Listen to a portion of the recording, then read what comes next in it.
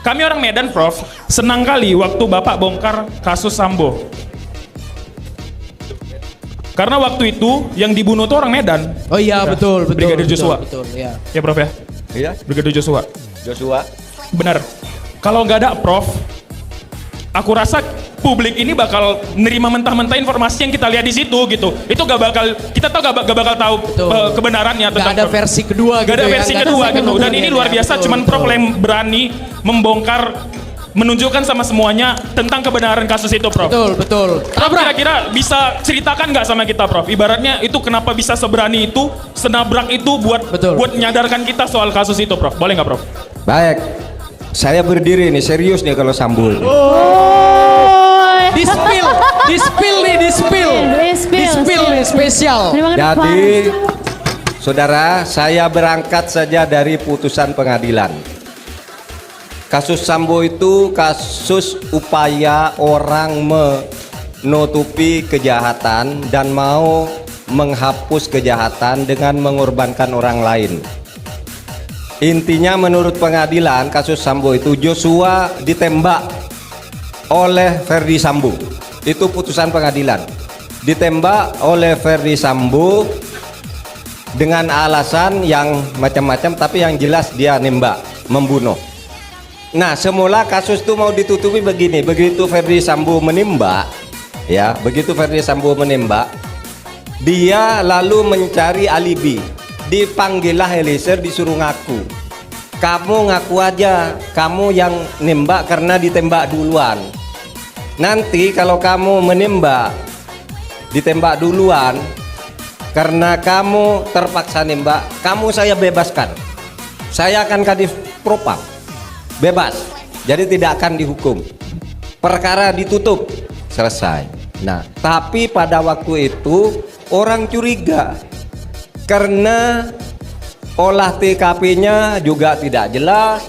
Terjadi hari Sabtu kalau tidak salah, baru diumumkan Senin, dan penjelasannya juga main-main kayaknya Kapolres. Nah itu sehingga kemudian saya sedang ada di Mekah nih. Saya sedang ada di Mekah, terus saya baca berita itu. Kok sepertinya ada pembunuhan, tapi kok datar-datar aja beritanya. Lalu ada seorang ketua IPW, apa namanya, Indonesia Police Watch, Sugeng Teguh Santoso. Dia berkomentar itu harus diselidiki, itu tidak masuk akal gitu. Nah, saya tertarik pada ini.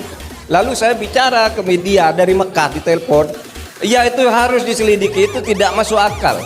Masa ada orang tembak-menembak begitu, kemudian saya suruh selidiki. Terus muncul pengacara Kamarudin Simanjuntak yang mengadvokasi keluarganya. Dia berteriak-teriak, ini pembunuhan. Tapi setiap lapor ke polisi mental. Iya, ditampung, dijanjikan ini, ya. Setiap lapor ke polisi, nampaknya sudah ada permainan di situ. Maka saya turun tangan, saya tanya, sesudah saya pulang dari Mekah, saya berkomentar, ini nampaknya bukan tembak-menembak. Ini kayaknya pembunuhan, saya bilang. Oleh sebab itu diselidiki terus. Saya panggil Kompolnas. Saya ketua Kompolnas. Apa yang terjadi? Ketika saya di Mekah, Pak, begini, bukan pembunuhan. Enggak, Pak, tapi ada berita Kompolnas itu dipanggil ke tempat Sambo pada saat diumumkan pembunuhan itu. Sambo begitu datang ke Kompolnas nangis, waduh, saya terhina kalau saya ada di situ tembak sendiri. Apa terhina, Bang? Pokoknya saya terhina sebagai polisi, saya terhina. Mau memberi kesan bahwa si Joshua ini melecehkan istrinya,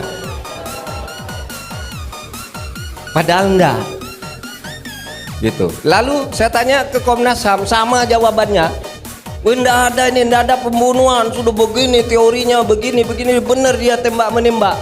Si Eliezer juga ketika dipanggil mengaku semula di Komnas HAM itu. Lalu olah TKP-nya di kantor di Propam itu selalu dihalangi. Itu. Terus Kamarudin Simanjuntak datang kepada saya ditemani Irma Huta Barat dan siapa dan keluarganya nangis bahwa kami tidak percaya bahwa ini dibunuh. Saya pun tidak percaya, saya bilang mari kita terus bekerja. Akhirnya saya berteriak-teriak, ini pasti pembunuhan, selidiki. Tidak bisa juga. Akhirnya apa?